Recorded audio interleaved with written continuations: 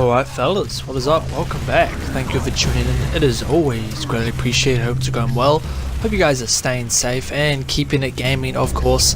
And I want to talk to you guys about that Halo Wars 2 ending, how it possibly leads into Halo 6. And I say possibly, but it's most likely pretty much confirmed as to what's going to happen. So this video is going to contain a shit ton of spoilers, so you are warned about that.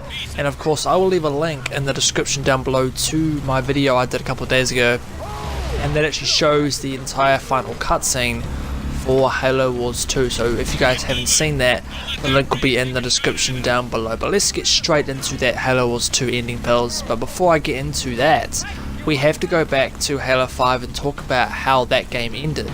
At the ending for Halo 5, if you guys completed it on Legendary, you actually saw a quick cutscene of Cortana laughing, and you saw a huge Halo ring in space, and you saw it light up. So that was how the Legendary ending for Halo 5 ended, and that ties in directly to how Halo Wars 2 ended, because at the end of Halo Wars 2, you see that cutscene, that big brute Aatrox, which was the main villain of that game.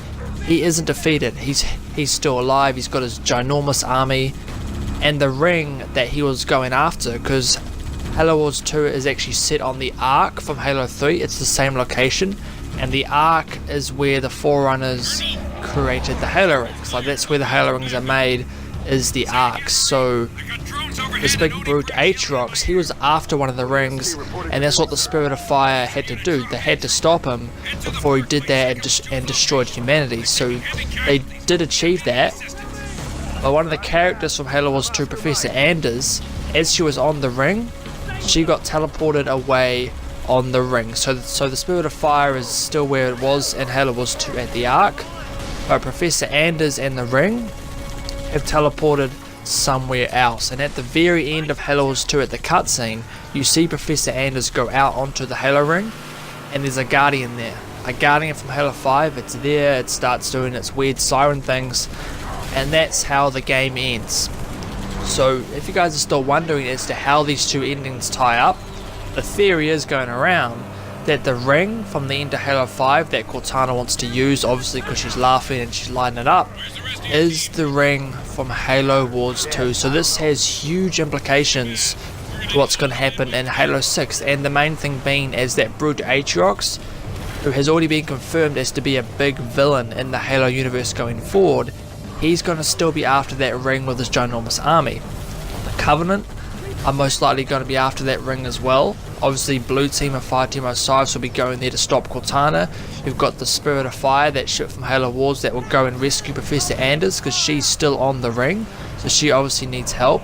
So you're going to have all these characters that are all going to collide, or most likely going to collide, in Halo 6. So what we obviously have here is the possibility that this is going to be the best Halo game ever made. Like, if you've got all these characters all colliding, you got Chief, you got Aatrox, and speaking of Aatrox, in Halo Wars 2, you really got to learn his motivations and why he doesn't just hate humanity, he hates the Covenant. Like, he is most likely, or is, the best villain that we've had in a Halo game in a long time, ever since the Prophets. He is an incredible villain because you understand where he's coming from. Like, if you guys take the movie The Dark Knight, for example, the Joker, he was an amazing villain because you understood why he was doing what he's doing. Like, he wasn't just doing it because he's a crazy nutcase. He had his reasons, and that's exactly like Aatrox. He's a villain that you actually fear even more because you know that he isn't just a maniac, he's intelligent. So as characters in the Halo universe, they really should fear this guy, and he's most likely going to play a big part in Halo 6 from the facts that we've gathered. So Cortana's going to want to use the ring because in Halo 5 she still had feelings for Chief, like she still cared about Chief, but she didn't really care about any other humanity. So she's most likely going to use the rings to destroy all sentient life, because that's what Halo rings do. They were created to destroy the Flood, and that also includes destroying humanity, but it leaves AI alive, and that is what Cortana is all about now. She wants to create a safe haven for all AI, so that's her motivation for going to the ring. Aatrox probably wants to go to the ring so he can use it to destroy everything else and go on his quote-unquote great journey. Obviously he still doesn't get what that actually means.